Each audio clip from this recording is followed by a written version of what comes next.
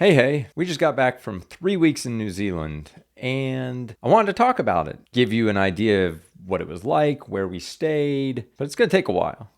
This is going to be a little bit longer of a video, as you can see. Grab a cup of tea and sit back and relax, and let me tell you about New Zealand. We spent about 3 weeks in New Zealand, a week or so on the North Island, and a week and a half on the South Island, and the rest of the time was travel back and forth between the islands or getting back home. There'll be lots of links in the description for where we went, so you can bring them up on Google Maps and bookmark the ones you like. As you can see, I broke this up into 2 videos. There's actually a few others I'll reference during this video. So if you're looking for a 7 or 8 day trip on the North Island of New Zealand, hopefully this will be an itinerary that you could follow. So let me start walking you through the process. We started off our trip by going to the airport, flying down to Houston, and then taking a 14.5-hour flight from Houston to Auckland, New Zealand. That's a long flight. It was a big plane, and it was completely packed. The day before we left, all the flights had to get canceled because there was a cyclone that lost a little bit of power and blew through New Zealand, but it was so bad that they had to cancel all the flights, and so we had all these people on our plane that were supposed to fly out on a flight the day before from either Houston or somewhere else. And so our flight was completely packed. We flew Air New Zealand. It was nice. They had some big touch screens to work with. All the flight attendants were really nice. We went in the evening, so it went overnight. There wasn't much to see because we were out over the open ocean for 12 of those 14.5 hours, and it was dark anyway. I ended up watching Wicked and the new Joker movie, the one with Lady Gaga in it. So I guess I enjoyed musicals on the flight. They did serve 2 meals. One dinner was about an hour after we took off, or 2 hours for us in economy. And then we got breakfast in the morning. They had a good selection of drinks and snacks for during the flight if you wanted to order those. I ended up sleeping for 6 or 7 hours. It wasn't too crazy. Food was decent, especially considering they had to pack it all on before they started. It wasn't like they could run out to the store and get something for you. So it was a long flight. We landed about 5 a.m. New Zealand time. We completely lost a day going. We left Tuesday evening, got there Thursday morning. So we had no Wednesday that week. We left the airport, got through customs pretty easily. This actually leads to one of the first little stories I'll tell that's something different about New Zealand and the US. So there's a TV show that seems to run a lot in New Zealand. We watched it a few times, where it's the Australian, not New Zealand, but Australian border control people that handle customs and people coming into the country. It's kind of like cops, but for border control. And so they were always finding people trying to sneak weapons or drugs or something else into the country. Or they were just people that weren't declaring food that they were bringing and then acting confused or like it was no big deal and they were having to pay fines. And so I thought it was funny because it was kind of an educational show on like, hey, don't try to sneak stuff into Australia because we'll catch you. It's kind of different, but it shows you how serious they take customs in Australia. And New Zealand is very similar. We had to make sure we didn't bring any dirt in on our shoes. It wasn't burdensome, but it was thorough. We got stopped several times, or we had to talk to several people throughout the process to say, no, we don't have anything.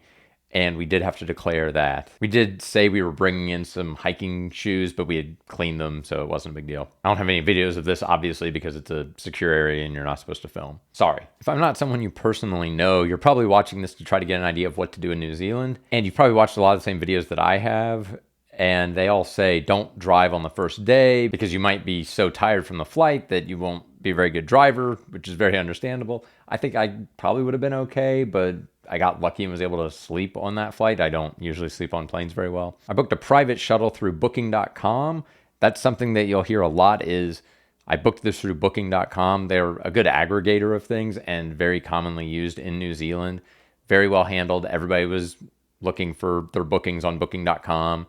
They have a good communication method with people that you can actually message the hotels or the taxi service or whatever. So booking.com, I guess, would be one recommendation that I would make is get that installed and start looking at things on there. We booked a room at the Crown Plaza in downtown Auckland. It was close to things, including where we would pick up the rental car the next day. And the price was pretty good. Now, I was really surprised. Our room was actually ready when we showed up. And that was really nice. We could go drop our stuff off immediately, even though it was 8 o'clock in the morning and we had access to the room all day. It was nice. Shout out to them. Thanks, Crown Plaza. It was very, very helpful. If we had been dead tired, it would have been great to be able to take a nap for a couple hours and kind of rest up. Since we were feeling okay, but it was a little rainy, we decided to go to a place that I'd been eyeing, which was Weta Workshop Unleashed, which is actually just right around the corner. It's right near the Sky Tower, which is also a popular place to go. We didn't do the Sky Tower, but if you wanted to do the Sky Tower, this would be a great place to do it from. Weta Workshop Unleashed is kind of an ancillary workshop to the main Weta Workshop that's down in Wellington, and they do it a little different there, where you can go on a tour of the workshop and they're showing you behind the scenes for a bunch of films that they made in-house, meaning there are no copyright issues, and so you can film everything. It's really interesting. I have a lot to say about it, so I actually made a separate video on my cruising channel because I think it'd be a great cruise ship excursion. So I'm gonna link to that here, and you can find a link down in the description. I should be able to put a link at the end of this video as well, so look for it there. If you want to see more about Weta Workshop Unleashed, check out that. I go into a lot more detail, but it was really cool and a great way to spend our first few hours in Auckland. After Weta Workshop Unleashed, we walked around a little bit, got some food, walked down to the pier, well, not pier, cruise port, saw a princess ship while we were there, and then walked around Auckland the rest of the day. It was kind of drizzly and rainy, so we went back to the room and kind of relaxed and made some plans for the next day. That was a recurring theme on this trip, is we would pretty much try to end our main plans for the day by 5 or 6 o'clock and then get to our accommodations for the night and plan out what we were going to do on the next day. Now, I want to put a big disclaimer here. I am probably going to butcher the names of these New Zealand places. They use a lot of Maori names for places, and so I apologize in advance to all the native New Zealanders. I am very sorry I am mispronouncing the names of your country, and I'm doing the best I can. I did try to learn a few of them from the locals, but a lot of times I'm just going to be saying things. I will have links below, so hopefully you can interpret what I'm saying and go find that, and they should be in about the order that we did them, so hopefully you can figure out by process of elimination what I'm trying to say. Sorry. Sorry. So the next morning, I walked over and picked up the car, drove back to the hotel. We got all of our stuff, and we drove over to Parioitahi Beach. I hope I'm saying that halfway decent. My wife really wanted to go to a black sand beach, and this one was near Auckland and kind of not really on the way, but not too far out of the way from where we were going next. I hope I don't say this too much in this video, but the sights we saw were beautiful, and you would think a black sand beach, outside of maybe getting the bottom of your feet really black or the bottom of your shoes really black from the black sand, it was amazing. I'd never been to a black sand beach before. There was also a waterfall at the beach because of just how the land works there, and so there was this little waterfall. Not real big, but 30, 40 feet high. Anyway, went to the beach, saw the waterfall, spent a little bit of time there. The weather wasn't great, but it wasn't raining. Then we kind of stopped at a place along the way for lunch, and then stopped at Waitangi Falls. Again, apologies for the pronunciation.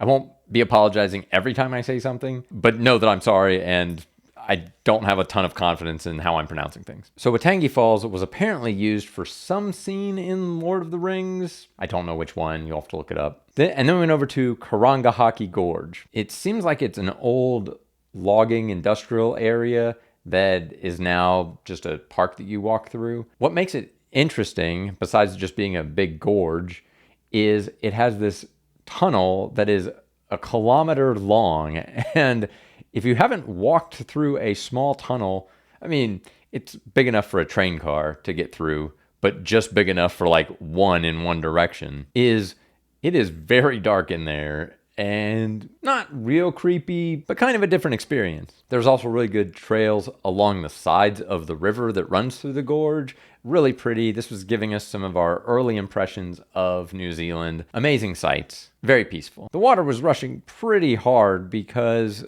there was that cyclone that came through just a couple days before and had dumped a lot of water apparently. And so I think we saw more water on this trip in a lot of the rivers because of those storms that came through. These would not be the only storms that would come through on our trip. Just FYI. Foreshadowing. It was a really pretty walk, and like everywhere we went in New Zealand, I would recommend this as a place to go. Someone asked me the other day, is there any place you regret going on your trip? Like it felt like a waste of time and you could have skipped it? Honestly, I'd say no. There was nothing that after we did it, I was like, well, that was a bust, or that wasn't really worth it, or I'm sorry we made that trip out to see that. Everything was really great.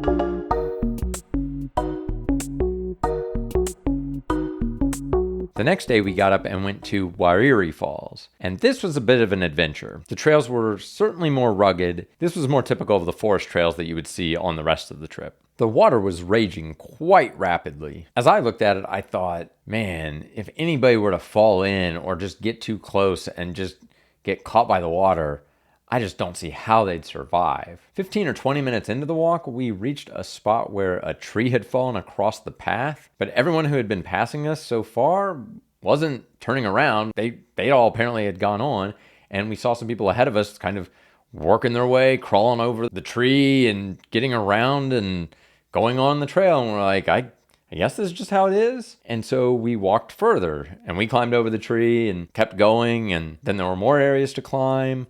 And we started to get to a lot of steps, and we climbed all these steps, hundreds of steps it felt like. And then eventually we did reach the lookout point, which is, I guess, the halfway point. It took us quite a bit longer than the 45-minute estimate. We were stopping to take pictures, but it was also just a little treacherous and a lot of uphill walking, so not the easiest walk. There was this one section where we had to climb across rocks that had water rushing over them. It wasn't real scary, but it definitely wasn't a well-marked path. Unfortunately, on the walk down, we saw a rescue helicopter, and later we would confirm our worst fears. Someone had fallen in just a short time earlier. We don't know who it was. We don't know anything about the situation. I'm sure you could Google it and maybe find something about someone falling in. I'm not going to talk about it anymore here, but we definitely got a wake-up call on it's very important to be careful on these things. The trails are not guaranteed to be safe, and you need to take precautions whenever you're out hiking, especially in remote areas like this. It was through this that we learned that these search and rescue people that were coming out to help were actually volunteers. The police are paid, but most search and rescue are not. We would hear about this again later on the South Island. These small towns just don't have the infrastructure or the tax base to be able to support full-time search and rescue people when it is kind of a rare event, thankfully. We drove on to Matamata, where we were going to be staying for the evening, and this is where I'll talk about another kind of unique thing to New Zealand from an American viewpoint. There are many more motels than hotels in New Zealand. The typical accommodations are motels, most of which look like they were built in the 80s or 90s. Some look a little newer than that. The one we stayed at in Matamata looked relatively modern, but it's hard to tell if it was just remodeled or not. But you have to get used to staying at a motel and having a check-in time that is only in the afternoon for a little bit. Maybe they'll leave you a key that you can access, but you're not going to have that interior hallway you're used to in a hotel.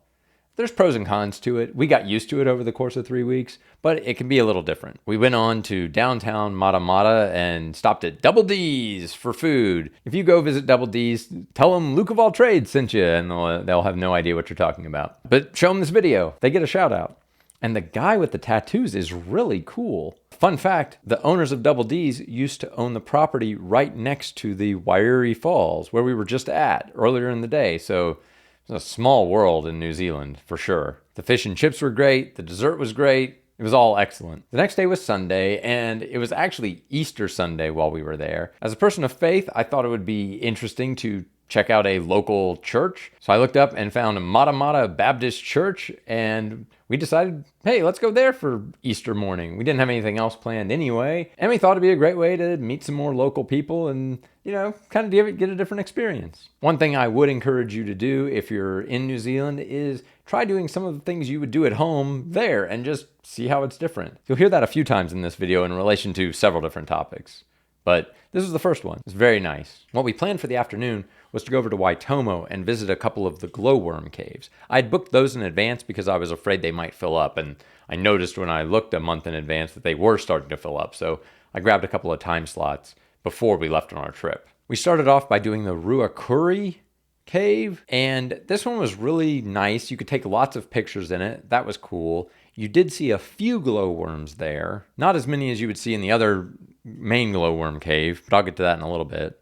Our tour guide was great. He's actually of Maori descent, one of the few that they had at any of the caves there. The caves were pretty typical of caves that I'd seen other places. There weren't like there were different types of cave formations, but you got to see some really close, and you got to see some glowworms. Not very many, but you did get to see them. They are like little lightning bugs with turquoise blue butts that glow in the dark. They hang these little thin strands of webbing down, kind of like a spider's web, to catch bugs and eat them. But when you turn out the lights, you can see these little tiny turquoise blue dots. It's very hard to capture on camera, so you can just barely make that out on any of the video I've got here. If you want to do nice cave photography and go for a nice walk underground, the Ruakuri Cave is a great one to do. Now, I booked it as a double excursion where you can book 2 caves. If you go to their website, you'll see that you can do that.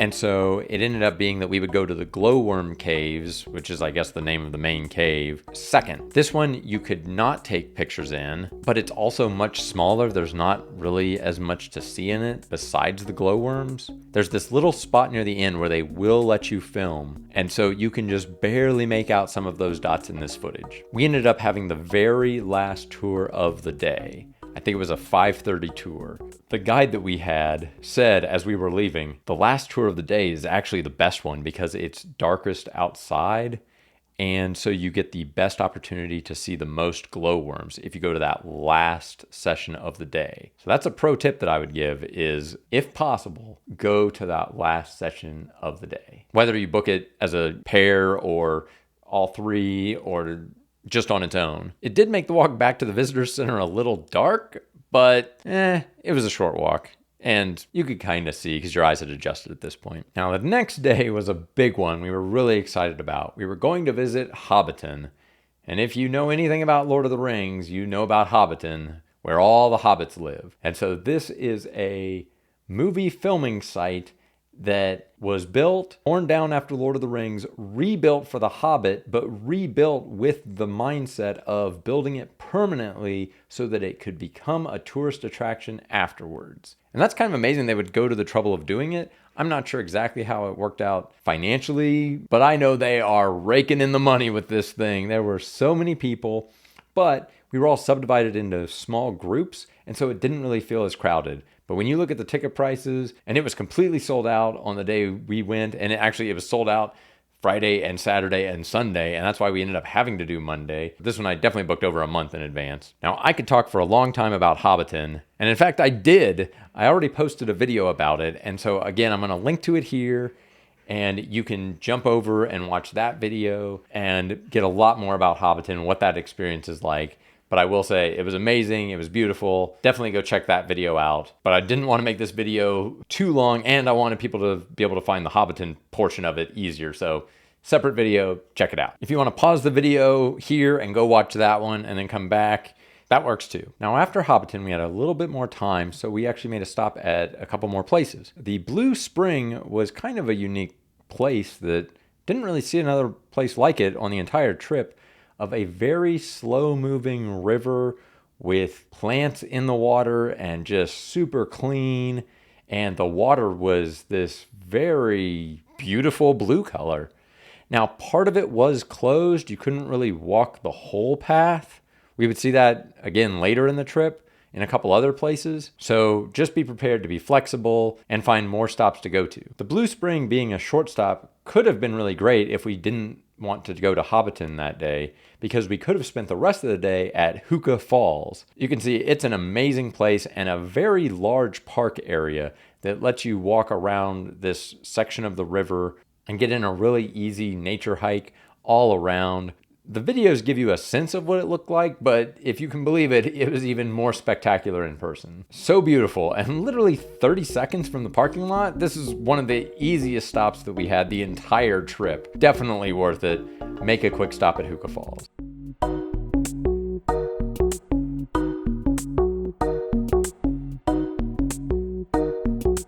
We went on to Taupo for the evening, and that's where we went to Hell, the pizza place. It's called Hell. It was one of the few chain restaurants we saw. They actually had locations in a few of the different cities. The next morning we got up and did a little bit of shopping and kind of saw the town. It's a pretty typical seaside town, or in this case, lakeside town. Lots of little trinkets and little stores to go into. It was a fun stop. In the videos I'd been watching, they had mentioned this Wairere Point, which is kind of on the outskirts of town, but it overlooks the city and the lake there. I thought it'd be a 5-minute stop. We were there for close to an hour, I think, looking around.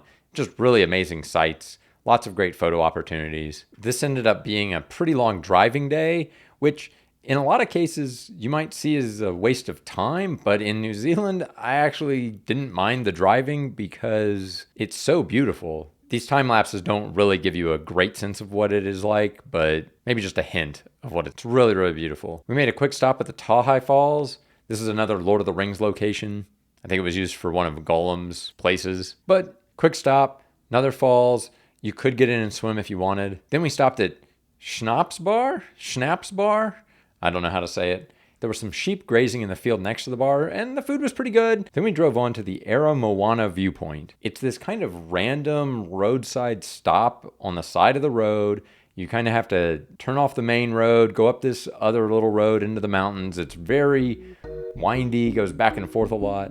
But these views were just amazing. It kind of reminds me of a really detailed painting. It's just so perfect that it's hard to believe that this is not something that someone just made up, because there seems to be just perfection everywhere you look, and it's just so detailed. This is easy to get to, and you just park, get out, and you see this, and it's just amazing. Plus the drive up and back to this viewpoint, you're winding through the mountains, and so it's pretty too.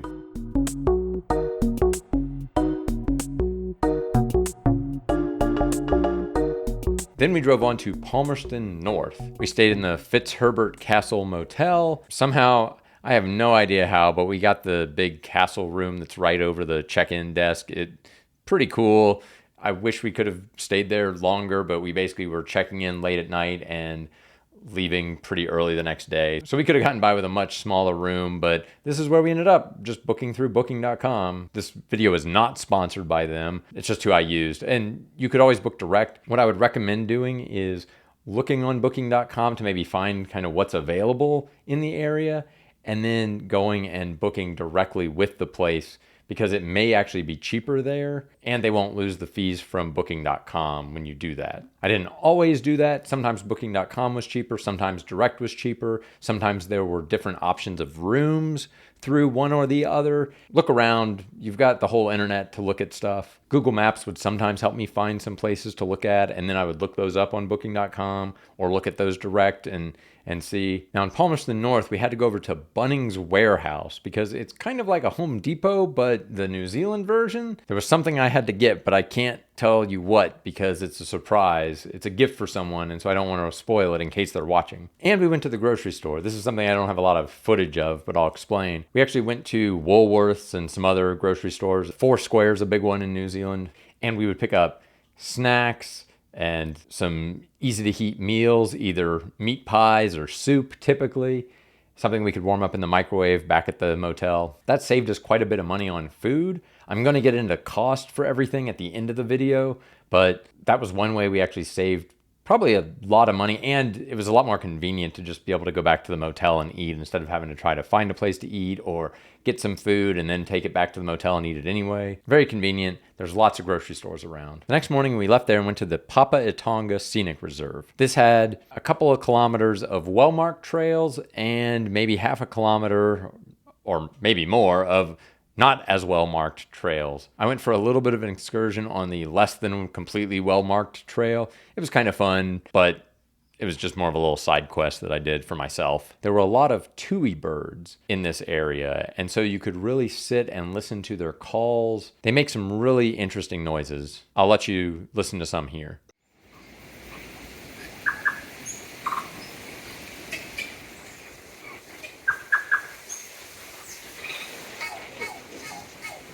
We were heading towards Wellington, but first we made a stop at Paraparaumu Beach. It was pretty, it was a nice little beach, very windy, I'll say.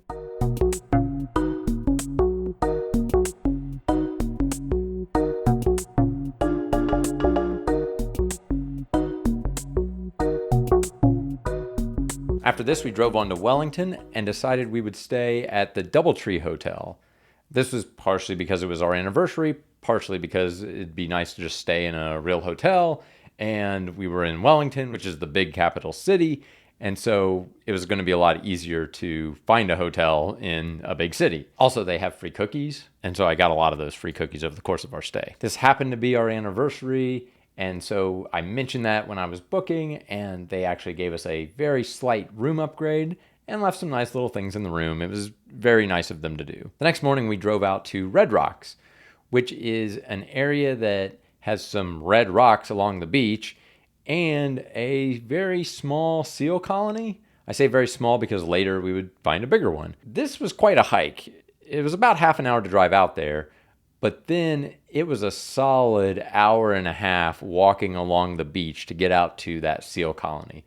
We were stopping to take pictures, but even so, it was a bit of a trek. If you want to see seals and you love long walks on the beach, go check that out. It was a long walk, but not the long walk. I have another video about that book. The red rocks are fascinating and the seals are fun to watch, but it did take a while. This might be one of the few places that if I had to cut something for time, this might be the thing that I cut.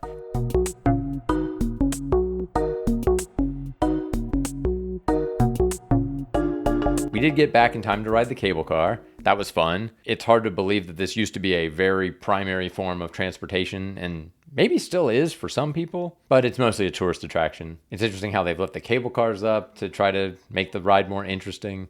Cable Car Museum is free to walk through, and it was really interesting to see how this all came about. You learn a lot about the city of Wellington as well. It's not just a cable car museum. It's also kind of a museum, a history of the city. The cable car definitely transformed how Wellington operates and was settled.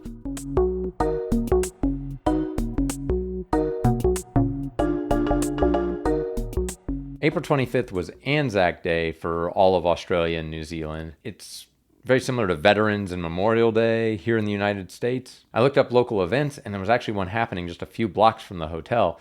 So I decided I'd walk over there and kind of see how they did things. It was a wreath-laying ceremony, so there were a few comments made by a local bishop, I want to say, and then a lot of wreath-laying by different groups. Very respectful, basically showing appreciation for people that have served in the military and just honoring those that gave the ultimate sacrifice for their fellow countrymen. There was a band that played and they sang the New Zealand national anthem, which everyone else knew the words to, but I did not. But everybody was kind of mumble singing it anyway and singing along. So it was a very nice event. I'm not saying you need to schedule your entire trip around being there for Anzac Day, but if there are any holidays that are happening when you're there, maybe look up some local events and try to go to those. I thought it was cool. We had a couple more things to do in Wellington before we moved on to the South Island. We went up to the big overlook viewpoint over Wellington and got some amazing views of the city there. This used to be a place where they would signal to each other about different ships that were coming in. It definitely reminded me a little bit of Lord of the Rings, of how they signal to the other mountaintops about what was happening and communicating back and forth to help send signals very far, very fast. Speaking of Lord of the Rings, we decided to go to the main Weta Workshop. This is another place that you should go, even if you're not a huge fan, just because you can walk through quite a bit of it for free. And if you do go on a tour, you will see some really cool artifacts. We weren't allowed to take video or pictures of those, so I can't show them to you, unfortunately. Just trust me, there were swords and costumes and lots of things that you would know from Lord of the Rings. And you do get to hold some Hobbit feet. That was pretty cool. I love all this movie props and costume stuff. It's really neat to see that artistry of making other worlds come alive. So it was a lot of fun.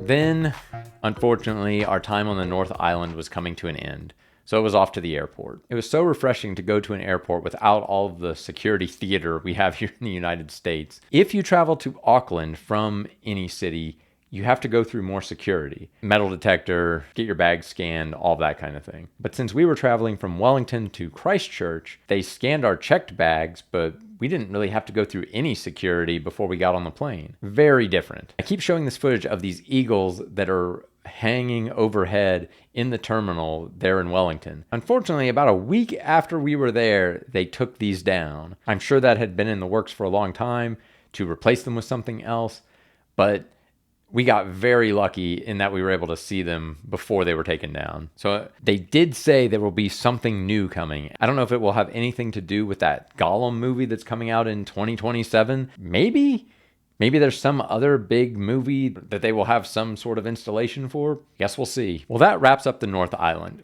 Technically, we spent one more day on the North Island when we were coming back from the South Island, but that gives you a pretty good 7 or 8 day itinerary. So let's talk cost. How much did this trip cost up to this point? The flights for 2 people to get to New Zealand and back were $3,249 all in. We could easily have spent $3,000 per person, $5,000 per person, $10,000 per person if you wanted to get one of those nice lay flat seats, but we decided to go a little cheaper on it just to save money for the rest of the trip. We had to buy travel visas to get in. That was $135 total. The rental car for the week was $429.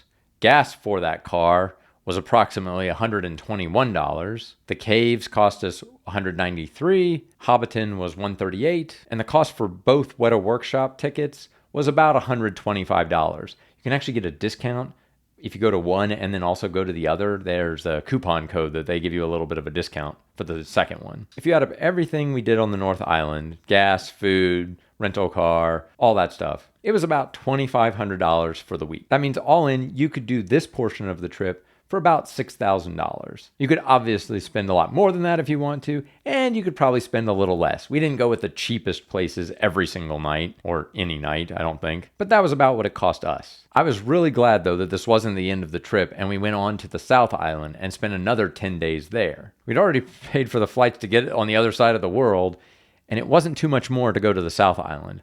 I'll have all those costs over in part 2, so be sure to check that out. Only about 20% of the people who start watching the video will make it this far, so thanks for sticking it out. You're some of my favorite people, and maybe I know you.